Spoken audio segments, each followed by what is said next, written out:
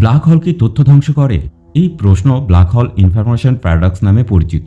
বর্তমান বৈজ্ঞানিক ঐকমত অনুসারে ব্ল্যাক হোল তথ্য নষ্ট করে না। স্টিফেন হকিং দেখান যে ব্ল্যাক হোল হকিং রেডিয়েশন নির্গত করে ধীরে ধীরে বাষ্পীভূত হয়। পুরনো গণনায় এই রেডিয়েশন ভিতরে পড়া বস্তুর বিস্তারিত তথ্য থাকে না, ফলে তথ্য হারিয়ে যায় বলে মনে হয়। এটি কোয়ান্টাম মেকানিক্সের মৌলিক নিয়মের সাথে সাংঘর্ষিক, যেখানে তথ্য কখনো ধ্বংস হয় না। সাম্প্রতিক গবেষণায় দেখা গেছে যে হকিং রেডিয়েশনের এন্ট্রপি পেজ কার্ভ অনুসরণ করে। এন্ট্রপি প্রথমে বাড়ে, তারপর কমে শূন্য হয়। এর অর্থ তথ্য রেডিয়েশনের জটিলভাবে এনকোডেড আকারে ফিরে আসে। ব্ল্যাক হোল বাষ্পীভূত হলে তথ্য সংরক্ষিত থাকে, নষ্ট হয় না। সুতরাং ব্ল্যাক হোল তথ্য নষ্ট করে না, এটি তথ্যকে স্ক্যাম্বল করে রেডিয়েশনে ফিরিয়ে দেয়।